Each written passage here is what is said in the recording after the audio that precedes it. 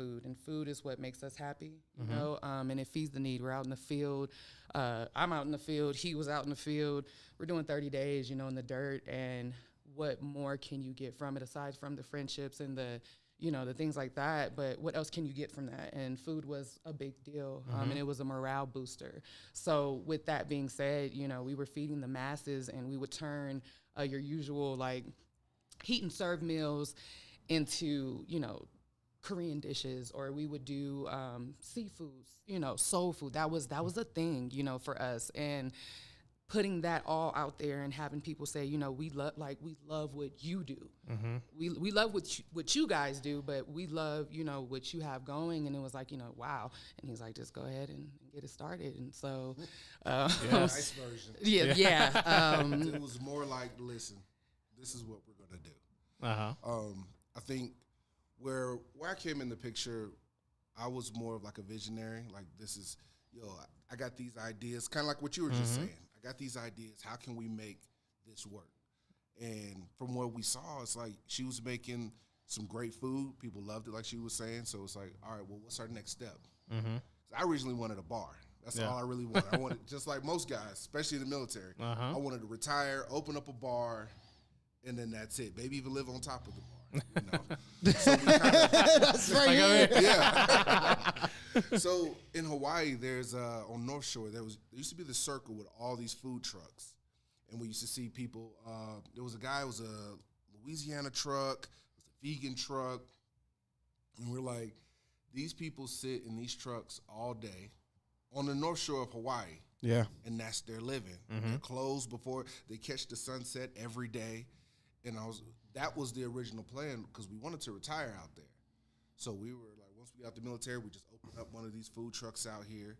Kind of the same way in how it is here. We saw a need, you know. Yeah. We didn't have some of the food that we offered or the way that we offer it out there. So we were going to do that here or out there, but we ended up getting stationed here. And then it was naturally we just moved forward. We got an idea. We put some names together and stuff like that.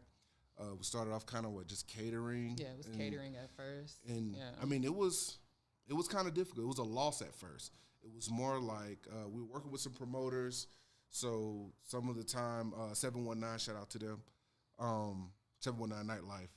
So we would work with them. They would bring folks down. And then sometimes it's almost like we're just breaking even. Yeah. But at the same time, we were building our portfolio.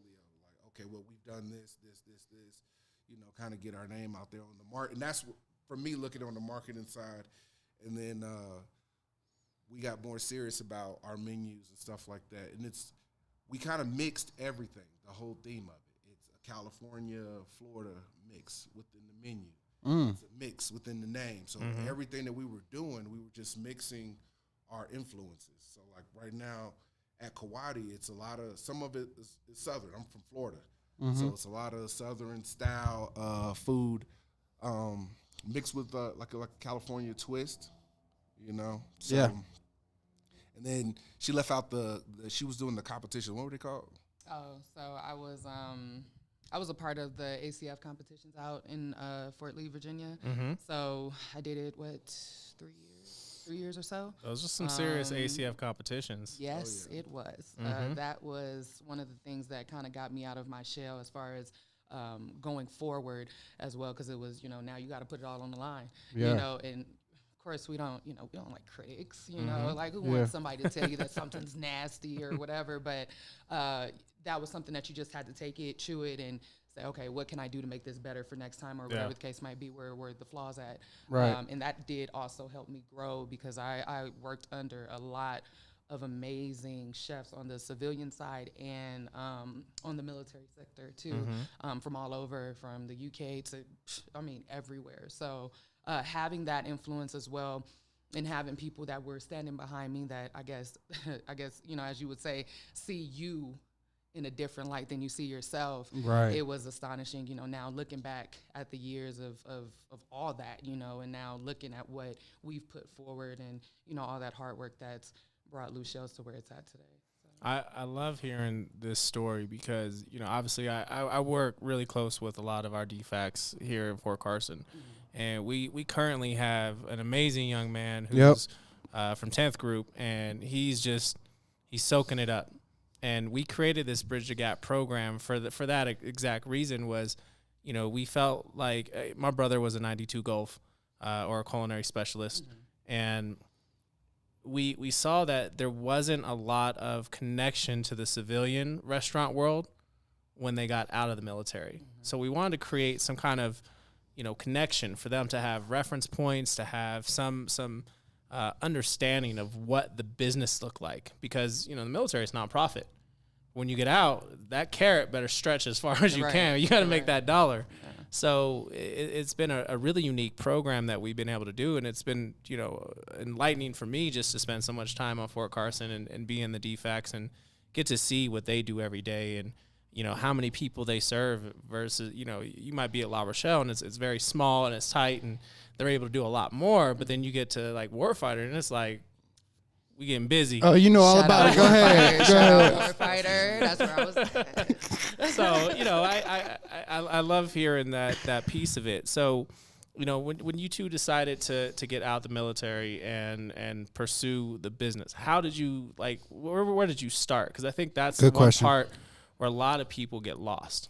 It was, we had already started doing business, so we opened up. It was more like a pop-up restaurant, and we were only open. We're supposed to be open at 5, but being in the military, we didn't get out till 5. So we wouldn't show up 7, 8 o'clock. Yeah. Be open till 10, clean up, getting off at 12. So in that cycle, so we couldn't maintain it. We had to shut that down. But it got more of, we just started thinking about the time we were spending. Like, loved the military. I wanted to be a G.I. Joe since I was a little boy. But we were thinking, we're working sometimes 10 o'clock at night. You know what I mean? If we could put that same time in for ourselves, there's legacy there. Like the military offers talk. It offered it a lot. It helped with some education, purchasing homes, and all of that stuff. But at some point, in our situation, we want to be able to move forward, and then what after the military? We want to just get a regular. We wanted to build something that we could pass down generation to generation. Like we have twin girls, and they idolize her. One wants to be a chef so bad. Yeah, she's always in the kitchen cooking with her. If you look in our profile, some of our older pictures, you can see her just watching her, even before she even picked up a pot or pan. So it was more about we served. Now it's what's the next step for us in life? We can continue on this path, but we got potential. Same thing. She was being told, I see more in you than where you are. And there is a cap. There's a cap. It doesn't really matter how good you are, but there's a certain cap on your skills in the military. So if you move beyond that cap, that's all you can do. There are people that have businesses outside of the military, but once you kind of hone in what you want to do, that's when we're like, you know what, this is what we want to do. We looked at all the options, like what could go wrong. That's the first thing we looked at. What could go wrong? Will we still be able to sustain what we need to do to get started? And so since we already kind of had that ball rolling, we sat down, we made like a marketing plan. We pursued it. The marketing, even to this day, it's still almost one of our priorities that we sit behind, and we just kept it rocking from there. I think for us, it was more like, you think you start a business and off the top you're going to get the money. It's, hey, I'm open, come eat. Please, and, for real. Please come eat. Yeah, come eat. And, everybody is supposed to, gather around, and you realize that, again, it's not about that. It goes way further than that. And, the blood, sweat, and tears is what we built ours off of. No help, no extra resources per se that was there to do anything. This was all from our savings, our, everything. I've heard some people say that they've built their businesses off of credit cards. It's crazy, what you do to get started. I started there. And I've heard it, but you have to start somewhere. And so for us, taking the leap for me, I went and finished my culinary degree at Auguste Escoffier in Boulder, and I went straight straight there and back. What time you have to be there? So I would get up at 3:00 in the morning every day, and this is before I retired out. Man, this is a story they need to hear. They don't know this. How far? They don't know this. So okay, I would get up 3:00 in the morning, do about almost a 2-hour drive, blizzards depending, maybe 3 hours. Get there at about 6 in the morning. Possibly take a little nap in my car, and then go to class at 6:30, and then I would get out at about 12, I think, 1 o'clock. And this was the full year, everything, all the classes, everything. Wow. That's dedication. And I would go back home. And to the food truck. I'm sorry, I would go to the food truck. So that was a thing as well. So the food truck also came about around 2017 or so, before I got out. And we were only running the food truck maybe 3 to 4 times out of the week, depending on what rallies were going on and things like that, because that's kind of where we got our namesake. Yeah. And I would go there every day. The only times I didn't go to school was Saturdays and Sundays, but I was there Monday Wow. through Friday. Commitment. That's commitment. Hey, real quick, I gotta say this because it is important. You are getting so much love on YouTube. Everybody's giving you shout outs, saying yes, we love you, and they love your restaurant. So I wanted to give you a kudos there. So I do want to dive back into it because you said that you guys kind of just started. You had that shop beforehand, and you had the food truck. But tell us about a little bit more about the grind, like the things that you had to go through, to actually run the restaurant, because it is a small business. You guys are, the foundation, you two alone. Like, tell us a little bit more about the stories and that grit and the grind that made, the persistence. It was a lot of discipline, but discipline we were already used to, coming from a military environment. It was allocating our resources appropriately, making that carrot stretch. Yeah. So when she was in school, I would pull the truck, and my ambition wasn't to cook at all. Mm-hmm. I just want to open the bar. Yeah. Still do. That's my end goal. But, and I was in the fire academy and EMT school at the time. I was doing volunteer firefighting for Fountain. But so on my extra time because I was driving down to Pueblo, so we were going in opposite directions. We did have some help from family. My brother was living here. He helped us out as far as like personnel, but it was just every opportunity we had. Okay, well, this is where, and you probably know it as a photographer. How many takes can you get out of one shot? You know what I'm saying? How much can you get off this one session? Yeah, 'cause it might not just be for this product. We can right. do it for here and here, and that's kind of how we had to look at it, even from our menu, because we not having a financial backing. We had to make sure that our menu was conducive to where we can use some of the same products in the meals from breakfast, brunch, and dinner. So that way we're not buying, and then this is what you would know about, like 50 of this and 50, and we only use that one product in one meal. So it was really just finding so many different strategies on how we can make our product quality and keep the quality. And that's where her and I bump heads. I'm the visionary, like I'm business. I'm like, all right, well, we can make 10 of these. We can make 10 of these if we do this. Like, nope. And she's like, nope. No, it has to be this fresh. I'm like, all right, well, we're losing, X amount of dollars. Yeah. But in the long run, like she's said, right. They're always coming back for this taste. Like these people right here. Yeah. They coming back. Yes. No, that's good. I think one of the great pieces that you touched on is just the business sense, right? Is to understand, like, so important. If I'm gonna buy bacon, I got to be able to put this bacon into 4 or 5 different things, because I got to buy a whole case, so I don't have to keep running back to the store. So I'm creating things like bacon jam, and I'm putting sliced bacon on a sandwich, and then I'm cooking down the fat and turning it into bacon fat popcorn, and that's what I do with bacon here at this restaurant. I mean, that's how we kind of built our stuff. But right. I get it, because that's when Tina and I started back in 2013, and I got to the point where I felt like I was ready to work for myself, and I had great ideas, and no one was listening to me, right? And the greatest thing, I had an owner tell me that I was working for. He said, "It's my dollars, so it's my decision." Damn. And I was like, "You're absolutely right. Right. It needs to be my money." and we had no money. I mean, we started this literally in the back of this bar 7 years ago, you know, on a handshake. No, which is crazy. I mean, like we don't have partners, we don't have investors. Like Tina and I have built everything to this point, and it's surreal to look at it 7-8 years later. But Because how long you guys been going? Since 2016. 16. Yeah. So this is a question for both of you, because I think that this is good value for any small business or entrepreneur listening.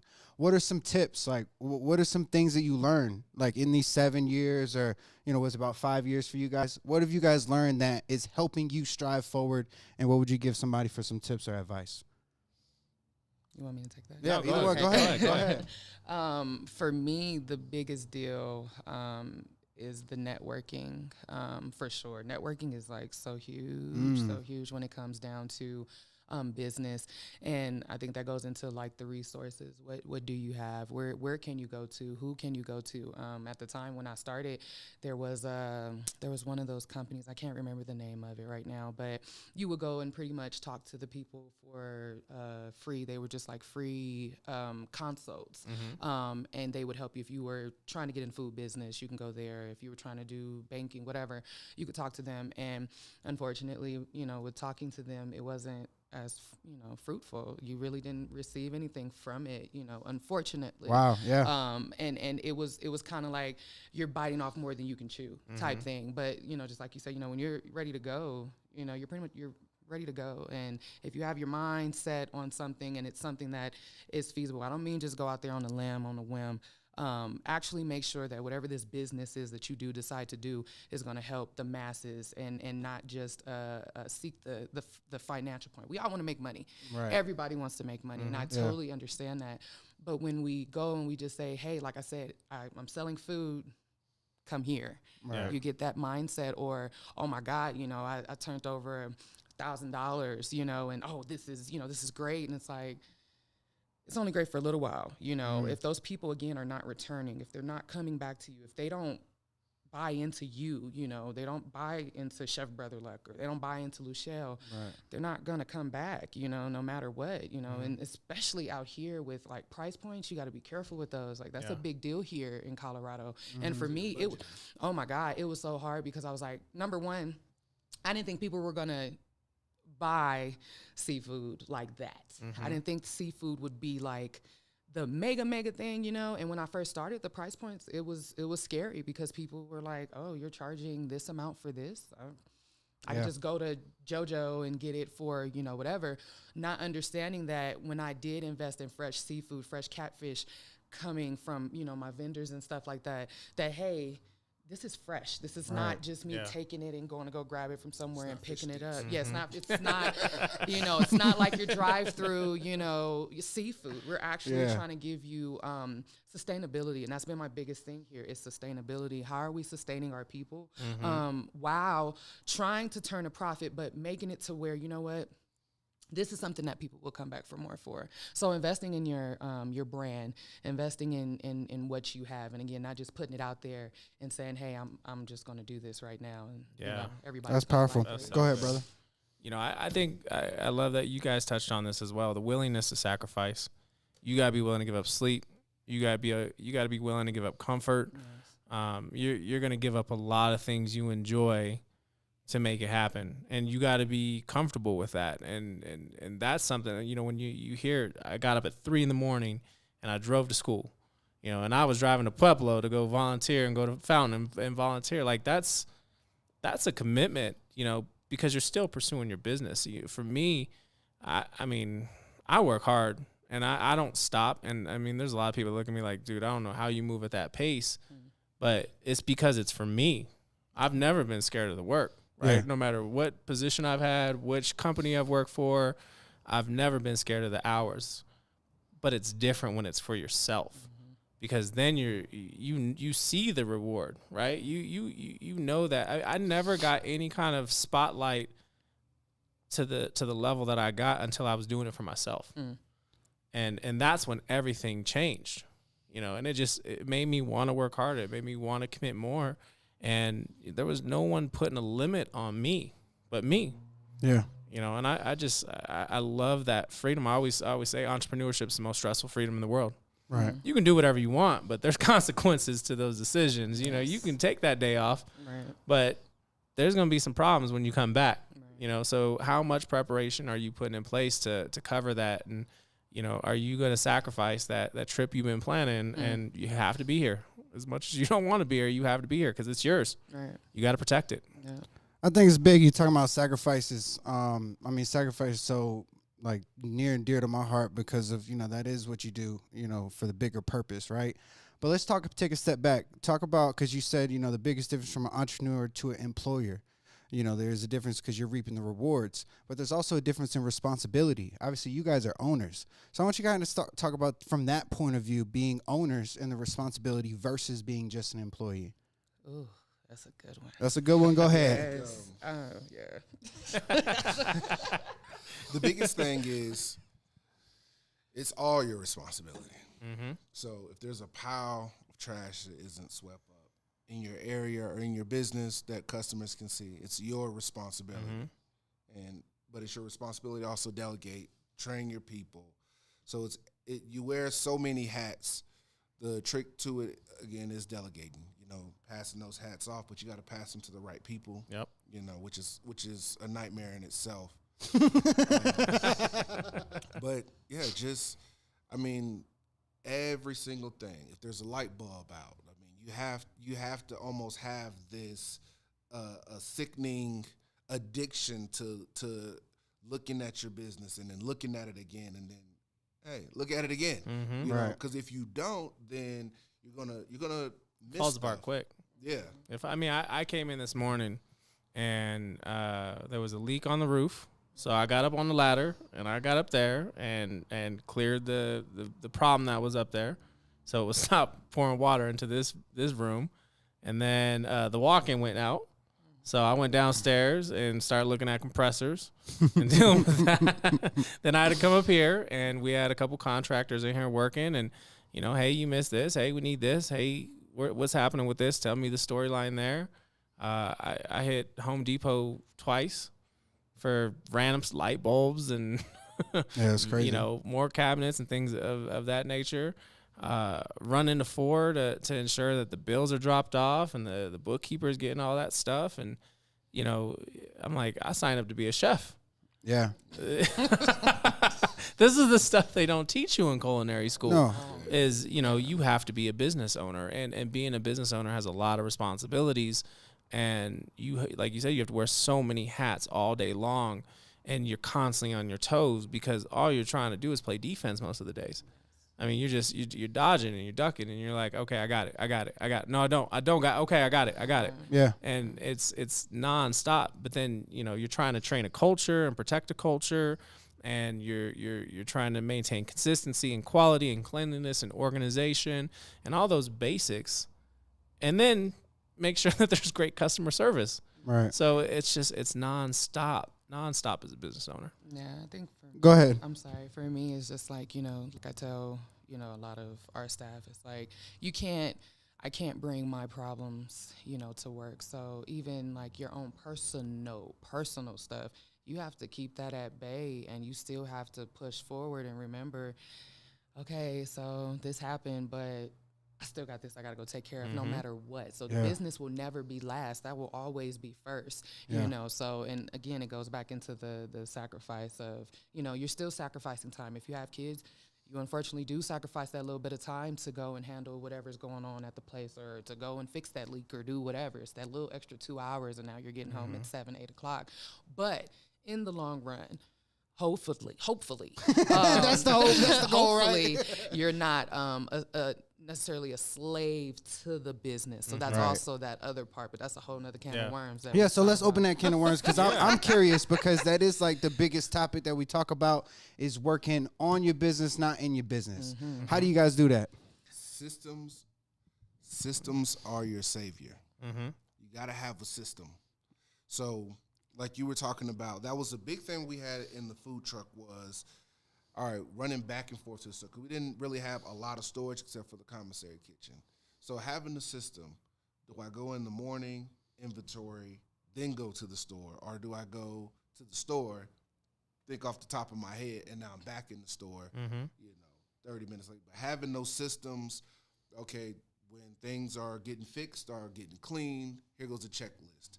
Having systems in place is going to save you. If not, if you're just trying to run your business off the top of your head, you're going to run yourself crazy. You're going to forget stuff. You're not going to do something. You're going to run out of time. You're not going to time things well. So if you have that system in place, if there's something you can't get to, you say, hey, well, at least I can delegate this person, put them in the call. Right. And that leads perfectly into it, because the systems, right? We preach this here at the restaurants. Get it out of your head as a leader.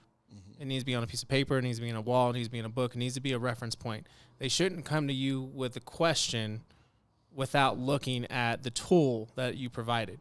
So those systems are everything, but it leads to the training. And when you can train properly, you can train effectively, and you have lots of tools for that person to be successful, that's what allows you to continue to delegate and free yourself up to focus on the next projects, right? Whether it's changing a light bulb or going grocery shopping or, just banging out prep. It's one of the most important parts. So, one of the things we're actually rebuilding here at Lucky is systems, food requisition. I mean, I literally sat in that kitchen last week and pulled a chair up in the kitchen and literally wrote sheet to shelf every ingredient that we have on this menu and where it's at. And now my ordering is much easier because the system's there. But now I can train the chef on the expectation of here's your pars, here's what you should be looking for. And now she can take on that project. So I think systems are a great, great tool. I got another one because this is good. We just talked about this last week, and you guys were in the military, so I'm curious of your view on this. But tell me how leadership translates from the military to business owner, in the real world, because obviously military and civilian is different, but some of those characteristics, transition. Give me an idea. So for us, it's motivation. Motivation number one, and the will to be disciplined within your own self. So again, not looking at that dollar amount and saying, oh, I made such stuff. Well, time to go to Vegas.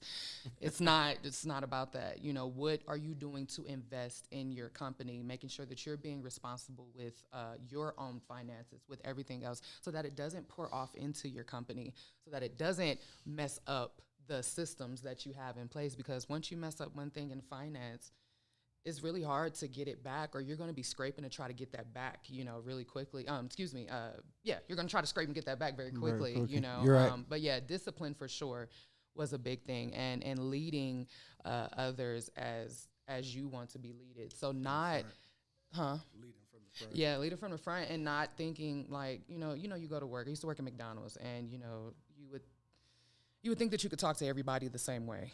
And, you understand, you start learning that you can't talk to everybody the same way. Yeah, they're individuals. They're individuals. They're not, I can't tell you something and expect you to understand it in that same term. I might have to explain it to you a little different than I do you, and I don't know none of them culinary terms.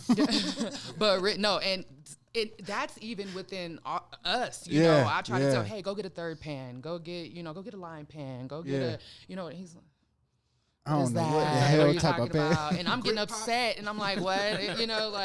So it's being able to translate your language over so that your people can understand that. And that is a big thing in coming up in the Army, especially working in the dining facilities. Some of the stuff you just don't know, but you got to go talk to Joe and say, okay, hey, Joe, look, A, B, C, D, but you might go to specialist so-and-so and she, go get da-da-da, and she's on it, you know what I mean? So everybody's different. That's interesting. Yeah. I think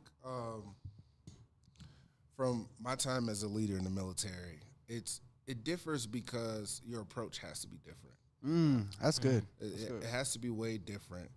A lot of the principles are the same. You got to have empathy, not sympathy. Like, your dog died, all this stuff's going on. Have empathy, But this can't be a pattern because this is a business. But you can't use 4-letter words at folks. There's certain things you can't say. You don't necessarily have the same disciplinary tools if folks aren't doing what you need to do. So it's finding different strategies, which was kind of similar in the military, finding different strategies to get folks to work with you. You know, and I mean, you do want them to work for you, but you want them to work with you, because there comes a time where if you do have toxic leadership, where, okay, well, there was some grease that spilled, and the area that it spilled is kind of dangerous. So does this person love their job or like their job or like you enough to go pick it up, so you're not looking at a lawsuit, or are you creating a workplace of tension to where it's like, I'm here because I got to be here, but if I can stick it to the man, I'm going to do that. So it's trying to, it's some politics there, you know. So it differs that way. Your approach is so much, it's different to where you got to sensitize yourself a bit, but keep that firm, you know. Well, you've hit something so powerful that I've learned as a business owner, transitioning from just a chef, right? As a chef, I ran my department. I was intense, and I was on top of every single detail, and I didn't stop moving. But you carry yourself a certain way as a chef. As an owner, I learned really quick in our business that I was unapproachable because of my body language, right? And my body language read, leave me alone. Don't talk to me. I'm upset. So I had staff that wouldn't come tell me problems, and I was in a good mood. It wasn't, that was my RBF. Right. Like it was real. So I've learned that I have to wear my culture every day in my business. And that is something that I know people feed off of. So when I come in, it doesn't matter what's going on in my world. I know that they're going to feed off of my energy. So my energy every day has to be on stage, and I've got to be present, and I've got to be engaged, and I have to make that effort, which is tough sometimes because I'm dealing with a lot, but I can't wear it. And it's so frustrating. But at the same time, I know how detrimental it is to the culture of our business. Our team members depend on me pulling them out, pulling them up, ensuring that, we're all going to make it. Today's going to be a good day. And I have to start that tone off every single day, just because I know that if I'm giving that body language and that perception, then they're going to feed that to each other. And I can pull them out. Even if we're in the weeds, I can pull them out of that mindset really quick. Yeah. But getting other team leaders to understand that is tough because it's not their business, right? Sometimes you have great ones, but it's really hard for young managers to actually realize that they're wearing their emotions on their sleeve. Their body language is very clear, even though they don't feel like that. Yeah, and I just want to say this because what you touched on real quick, we kind of talked about last episode with Tina, which is what you held back from telling onto your employees. You could go home to vent that to your wife, which is out of the environment of the business. So being that you guys are a couple, tell me about how that goes with that dynamic, because I'm curious. You just see laughs and smirks. Yeah, they just laughed over there, so I'm curious of how that works. You know what I'm saying?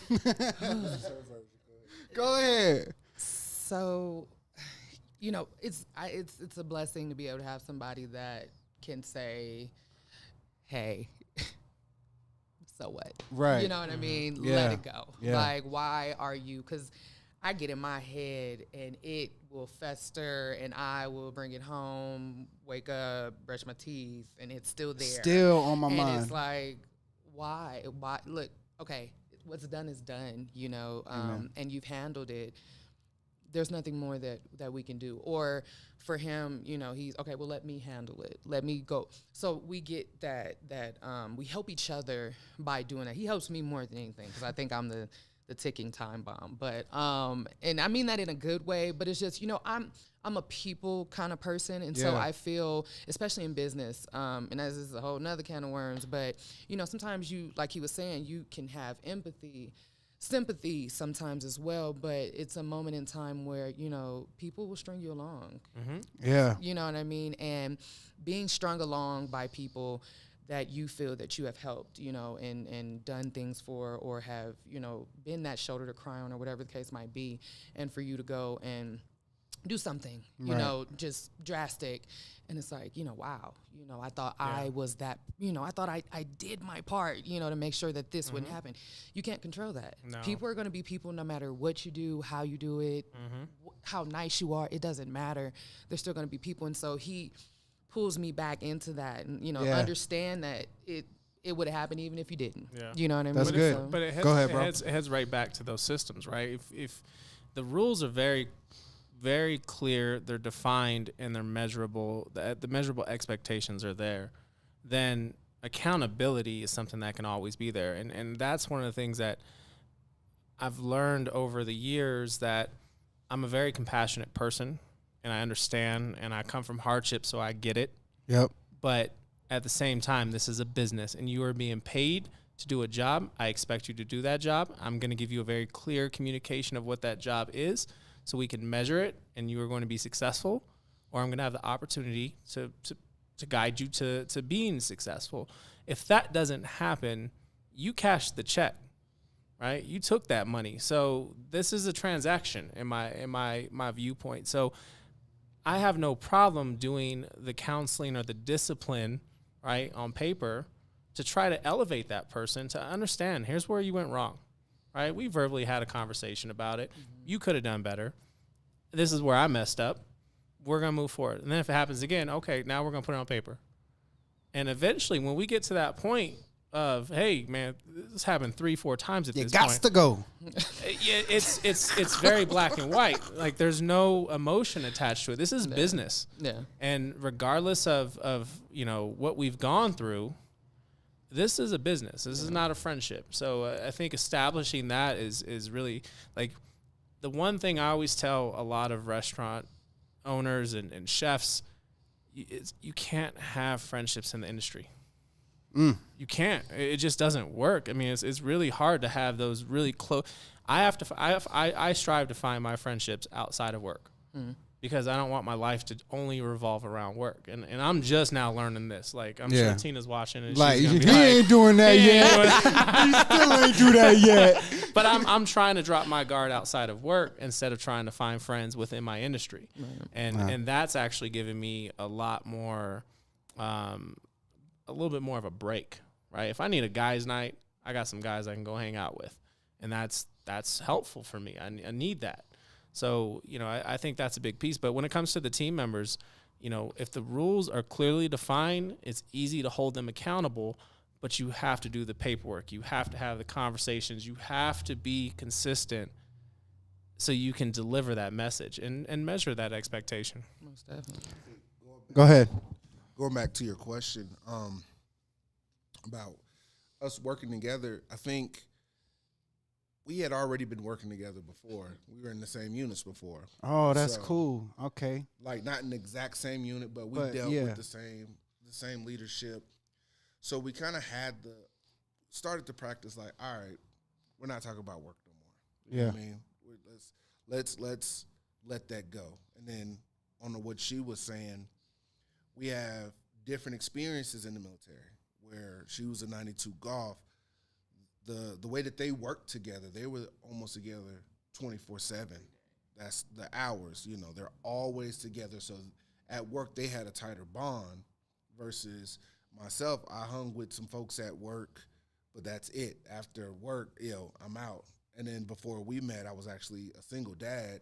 So my military experience, I wasn't going out and partying every night. After work, coming home with the kids. Yeah. So it was already had that separation that you were saying, already had that separation. So us coming into business, I saw that and consistent because she's a people person. She likes to talk. She likes to have fun with folks, you know, and like to build up that bond. So it's hard once you build up that bond and you kind of maybe, you know, talk to them about something personal, somewhat personal. You know, had a hard day, and you know maybe we have a shot after work or something like that. It's hard to separate, and because people will do that to you, they'll almost use that as leverage, like kind of guilt you into like, well, what about you? Remember we had that time 2 years ago, you know, after that hard day at work, like and then The sun went down, then the sun came back up, and we're back at it. We're back. This is the show again. So again, going back to the empathy versus sympathy, but just having a co-owner that can tell you no. Tina, hey Tina, where you at? Tina, where you at? Is huge. Like, you going back to what you're saying with ideas. There's ideas that I have. I'm like, yo, are ideas that she have, and it's like, nah, because when you're in charge of the boat, you can go wherever you want to go. You see what I'm saying? You can go right into a rock and sink. Yeah. But when you have someone else, like, yeah, you can still drive the boat, but you ain't hitting that rock. Yeah. There's other eyes looking, and I got to get another okay. And I think that really helps our dynamic, because I could have went way to the left, she could have went way to the right. And I think we keep each other right there in that sweet spot, because our passions are different. Yeah. You know, my passion is not cooking, but I am a visionary. My passion is I like to market. I like to create, you know? And so that's where we mash together, and we keep each other focused. Like balance. You were saying with That's the huge. show, you know, if you're having that little, all right, well, we got to go in here, so you need to turn that up. You know, or for instance, it was a thing about having an extra chef coat, because you get in the trenches, and it's powder here and flour there, and it's like, yeah, you can't go out that door Presentation. looking like that. You know, your presentation is important, and it can be the defining point of your business.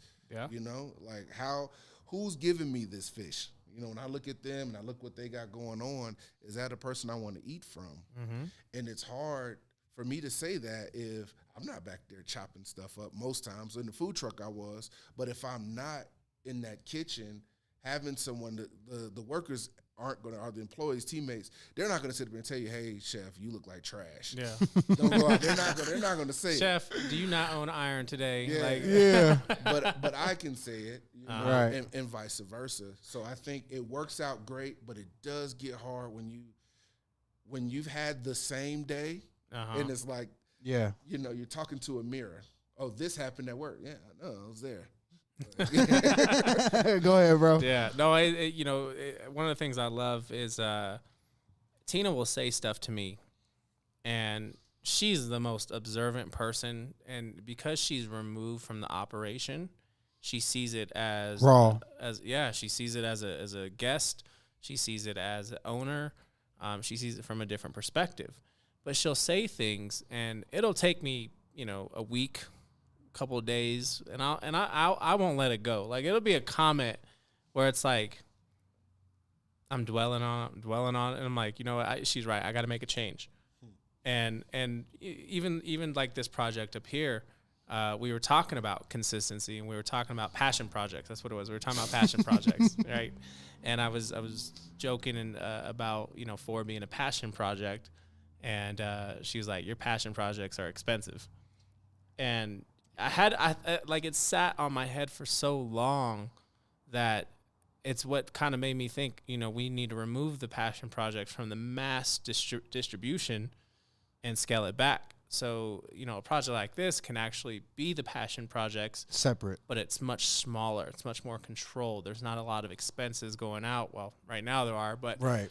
But it's a she said, "Where did that TV come from?" I didn't sign off on that. yeah, she saw it in the background. All right, real quick, I and go ahead, finish your thought. I'm sorry. But those observations are powerful, because I'm a chef and I'm moving fast, which I'm sure you understand.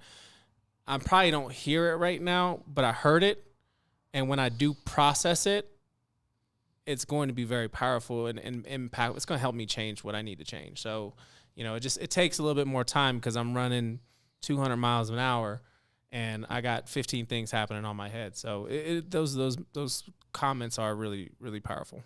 It's checks and balance. And real quick, I do want to talk about the comments, because you're getting so much love in here. Yes. They say, I want some mac and cheese and some crab right now. They said the catfish, the greens, the wings, it don't matter, the crab fries, you name it, it's all good. So they showing a lot of love on the Appreciate chat. you I just guys. want to say that. Leah says, yes, entrepreneurship is the most stressful freedom. I love that. We're talking real. So, hey, I always try to leave our listeners with something to take away. This topic here today was about small business entrepreneurship. I want you guys, and real quick, I'll have 2 questions. This one's the first one. Give them something to take away, like some type of tip, some type of inspirational message, or a lesson that you've learned that could help someone else. What would you say to the world in that notion? For me, I think COVID is number one. That has taught me a lot. Not maybe everyone else that's been in the business, but giving less to yourself. And I think that sacrifice word is like really big when it comes to it. And I think during COVID, we sacrificed a lot. That's actually my second question, but keep going. I'm sorry. But it was a lot. And I don't even know how to describe it. For us to have people that have stayed around with us during that time frame. Yeah. For me, I tell people all the time, I wasn't supposed to be still operating. Right. You know, we just had gotten to a brand new building, you know, still doing our food truck and things like that. But we weren't supposed to stand like that with the numbers as low as they were. Right. But yet we still did. And I give huge shout out to everyone. Supporters. Out in college, all of people up here in the chat. my They showing goodness, love. everyone that has supported us through that time. 'Cause it's so hard to see the light at the end of the tunnel. And when you go into work and you're telling your people, hey, you know, there's a light at the end of the tunnel, but you're trying to find it yourself. God, It's that's big, deep as fuck. it's big, man, you know, and it's a heavy weight on your shoulder. It's a heavy weight on your household. It's stress, you know, but sacrifice is what I will say is the huge part. Again, you cannot go into business looking at dollar signs. You want the dollar signs. It's great. Great. We all do. But remember that there's a bigger picture behind that. Catch the little fish first, and then everything else will come thereafter. And I think COVID has definitely brought that to fruition for us, for sure. Yeah. Go ahead, TJ. I think keep in mind anything that can go wrong most likely will. So you want to problem solve beforehand. Sorry, I'm feeling that one. I know you did. been I a looked long at month. you. You was like, damn, been a I long feel month. that. I think a lot of folks they get into a position, and then that thing that they thought was going to just be the new idea and everyone's going to love it, they don't. Yeah. And they fall flat. They lose motivation. So just keep that in mind. Continue to change. Continue to grow. Continue to create. But as far as for small businesses or people looking into getting a small business, even something that we're recovering from now, get your paperwork together first. Get all your paperwork together first. Sales tax. Sales tax. Hey, I learned a all lesson. We can talk about that another day. All your paperwork together. Get your strategy together. Get your marketing plan together. Yeah. Because it doesn't really matter what your product is if you don't have a system in place or any idea of how to move forward. Yeah. So do all of that stuff first. Have your we call them SOPs in the military. Just your order of operations in place before you start, and then know you're gonna have to fix them. So you'll have it all together and like, yep, none of this works for what I'm gonna do. Yeah. So how we operate might not work for Brother Luck, Right. Because his situation is different. So be flexible, but try to be prepared and organized as possible, and anticipate the loss. That was a good one. One more thing is that if you don't do it, your business will make you do it. So you got to realize that you may not think that this is needed right now. Yeah. But your business will let you know that it's needed, and you need to do it. Screaming ASAP, at it, most right. definitely. Yes. Yeah. Yo, y'all are gems. Keep going, bro. No, I love hearing these words because it's so real and it's so true. Like I mean, I feel it. I am knee deep in my businesses, and every day I'm fighting. Every day you sacrificing. I mean, I'm doing so much to keep them alive, and like you said, I didn't think we were gonna make it. I thought for sure our businesses were gonna close, and you know, through a lot of faith, through a lot of prayer, and by the grace of God and a great community, we have survived. Right. And not only survived, we've thrived. I mean, and that's the crazy part. You know, when we talk about what we're doing here, we've expanded 3 times. in a in pandemic. the middle of COVID, Right. right? We added on a bar. We Patio. got the drink downstairs for you. Yep, yep, And yep. then we added on a patio, and now we're doing this project. And, to a year ago, I mean, I was at a breaking point. Yeah, stressed like, out. And I have a lot of friends who called it quits, and they were like, you know what, it's not worth it. I just, to be here today, I'm so grateful, but, it was meant to be, because what we're doing in our businesses, what we're doing for our community, the examples that we're setting, people It's are powerful. paying attention, Yes. right? And it's people from our community that need to Leaders hear the like how, this. the why, because they're trying, Yes. right? They want to make a difference. They want to get out. They want to achieve something greater than. And I think that's one of the reasons why we are still here and still pushing and still working through all the pain and all the frustration and all the sweat and tears, is because we're setting the example for this next generation. We're setting the example for the people who are watching us. I am so blown. I just met a young man downstairs in Lucky Dump before I came up here.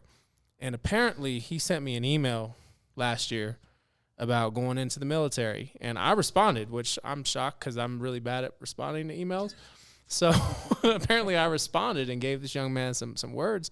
And, he's downstairs having dinner with his parents. And Damn, that's cool. you don't realize who's paying attention. So, I'm so grateful for the platforms that we're given. And I think that's kind of my message to everybody is make sure to give it back, right? Pay it forward. Give somebody else some love, some opportunity, because you've been blessed. Share that blessing, right? Yeah. And I think that's the biggest part. That's what community is about. No matter where you're from, is where you're at and what you're putting into the community. So, I don't think anybody here at this table is from Colorado Springs, but we represent Colorado Springs, and we are building something so Right. special here. And I'm so excited to be able to continue to have these types of roundtable discussions. Yeah, because this was beautiful. This was probably one of man, the better ones. people need to hear, Yeah.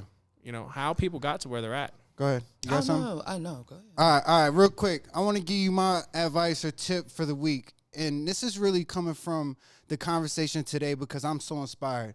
And my message to the world would be is that you can be just like Luchelle. You can be just like brother. You can be just like me. Basically, all you have to do is act on it. And that's what my tip would be is go act on it, man. If you want to do something, go do it. I know TJ said you got to have a plan and all that stuff. Do that too, but go do it. Don't just sit there and think about it your whole time. So that's my tip, and that's because I'm so inspired for you guys actually going out and doing it. And this was actually my second question, which is kind of what you guys kind of touched on. But last week, our conversation was about the pandemic and mental health and how you guys have been going through it. Obviously, I know we had talked on it that you guys made it through the pandemic, so round of applause. But kind of talk to us about like your mental health through this space of a pandemic before we take off. It's Because it's key. Like, this is something we should talk about more. Yes, I think it definitely took a number on me, and that's because I already have anxiety and PTSD and things of that nature. So something like this to rock the boat even more was definitely a lot harder for me. But again, for those that have partners that can talk you through and try to help you get through, it made it a lot less harder for me. But it was still one of those things where, again, number one, catching it, making sure you don't get it, closures. What are we gonna do if we close? What's next to come? The masses aren't coming like they used to. What are we doing to get the people in? And I think that goes without saying. Like the last interview we did, it was more of how did you get the people in? Like what was getting them there? Me having to get out of my mindset of, no money's coming in, but we got to still go out here and make this bread as good as we can. You know what I mean? Yeah. Not dumbing down your product too much to take away from that. You know what I mean? Yeah. So it's all of that was in my mind. And again, we were brand new inside of that building. yeah. Oh my God, like only 3 months and everything swept Shut under down. your feet, and That's scary, yeah. that makes you a lot more grateful for what you do have. So I think that the hunger for more for me was, okay, I'm not about to let this defeat me. what am I going to do to keep going, you know? But having someone to talk to, having a shoulder to lean on, even with our staff, they, you know, scared, you know, are we good? You know, looking at, you got, you know, 10 eyes looking at you like, so what's about to happen? Are we about, you know, I just moved into my apartment. I just did, you got other people that you have to think about, you know, and it takes a toll on you. It does. And having resources that can help combat that, you know, we start drinking a lot. We start, you know, you start tripping, you know, and for me, it was a spiral for a while until I had to dig myself out of it, you know, and say, hey, let's refocus. What are we doing? What are we doing? Let's go, you know, move on to the next day. So yeah, mental health is still a big thing going in and coming out of COVID for sure. Go ahead. You got something? Oh, I had slightly different experience. Oh my God, it was on me the whole time. Y'all didn't tell me. Damn, my bad, y'all. I was fucking shit up. So, I mean, you and I sit down, we'll talk about my story, but I come from a lot of stress-induced environments, so that's why I operate the best. When there's a lot going on, and that's where I think the clearest for some reason. But the COVID experience, from a financial standpoint, we took a dip in the brick and mortar, but because the food trucks were considered essential, you know, we were doing pretty good on the food truck aspect of it. Yeah. We just didn't have enough personnel to facilitate both. So we almost had to choose either or. We chose the brick and mortar. I mean, and the things did take a dip. But as far as like mental health, my mom's a cup half full type of person. So I looked at it as I spent 12 years in the military, and I came in as a father. So my son is going to be 18 this year. I didn't get to spend all the time that I want to with them. So over this last year, I mean, we've hung out almost every single beautiful. day. That's a side that we haven't heard. We almost got to reintroduce ourselves to each other. Yeah. What our likes are, because I mean, we almost saw each other in passing. Like in the military, you wake up, it's dark. You get back home, it's dark. You know, so being there when they get home, taking them to the bus stop, that's things that I missed out on.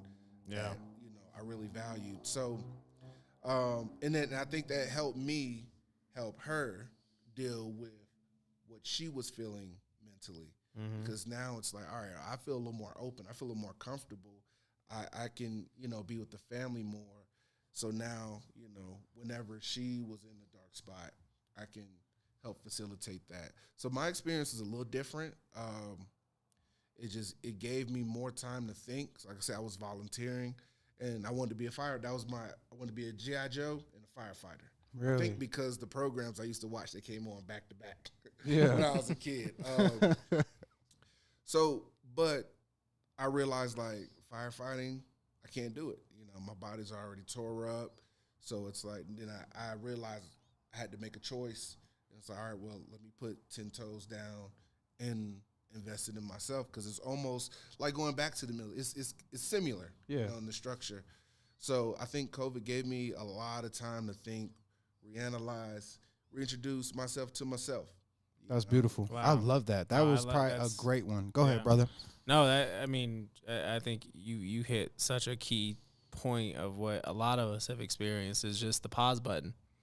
Yeah. That pause button was powerful. I mean, as hard as my depression was going through this last year of, you know, feeling like I was letting my team members down, feeling like I failed financially, like my businesses weren't going to make it. Like I brought all this negative debt onto our family. Like all of those fears were subsided by the fact that I had a pause button. You know, I got to stop jumping on a plane every weekend to go do an event, to go be a part of this event, go make an appearance here, or be a guest chef here.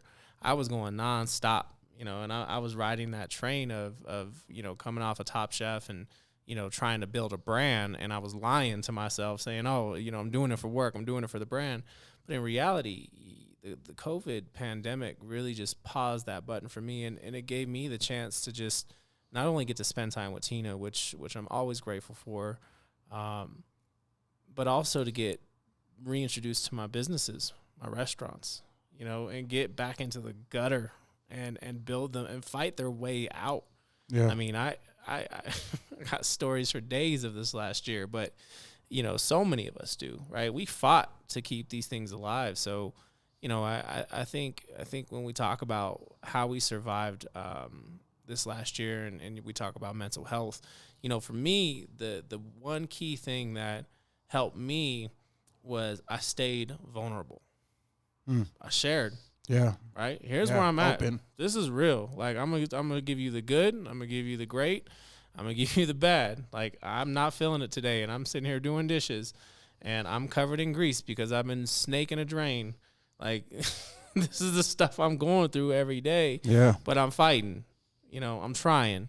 Yeah. And people related to that. That was the one thing that helped me out. And I know, I'm on social media a lot, but that one touched a broader audience. It did. I mean, people were sharing their stories with me, and it gave me so much more encouragement that I needed to continue to be vulnerable. So I've always tried to keep it real. I think that's, especially social media, is such a perception of like everybody's greatest hits. Right. And we measure ourselves against that. Like, oh, that person is in Rome and that person is doing this and doing that. You're like, oh, well, I'm not doing those things. I should be doing those things. Right. But I think, for my platform, I'm always trying to stay vulnerable, and it actually helps a lot with my mental health. No, I think being real and open, I always say raw, real, and authentic is my approach. It goes far, and people relate to your humanness, if you will. Man, this was a dope podcast. Thank you guys so much. We are running out of our time. I kind of went over a little bit because we had some, technical difficulties at the beginning, so want to make sure we at least get the full hour. And before we go into let's go ahead. The outros, I just want to say thank you for your service. I know a lot of your fans appreciate that. Obviously, yep. We're very involved with what happens, especially in this community. But thank you very much for your dedication and your service. Thank you for your support. So that's the military side, but I'm just gonna say thank you for your service on the food as well, because it is delicious. Y'all killing the game, like for real. Thank you. We all know y'all got some great seafood, and even Leah was just saying that she had the food truck down in Fountain when y'all were down there, wow. And her words are extravaganza. It's so good. So look, I just want to say this because this has been one of my favorite podcasts. This was a powerful message. Thank you for coming. Thank you for joining us. Thank you, the listeners participating. If you guys are listening on audio, we are on iTunes, Spotify now, all the audio platforms, YouTube, Chef Brother Luck. What else we got? Go ahead. You got anything? I mean, you can always catch me at Chef Brother Luck across the board, Facebook, YouTube, all that good stuff. And where can the people find you guys? So we are on Instagram. You can look us up, @LouShells_catering. All right, I got y'all. And then our Facebook is Lou Shells Gourmet Catering. All right, Gourmet Catering for Facebook. Yes, sir. All right, cool. And I am Dana Keith, official Dana Keith. You can find me on Instagram, everywhere else, Dana Keith. And that's pretty much it. Thank y'all. I appreciate it. We're going to wrap it up. We're going to close it. And we'll see y'all next time, all right? Peace. The man behind the hustle and grind. This is pride, courage, determination, and perseverance. Welcome to No Luck's Given.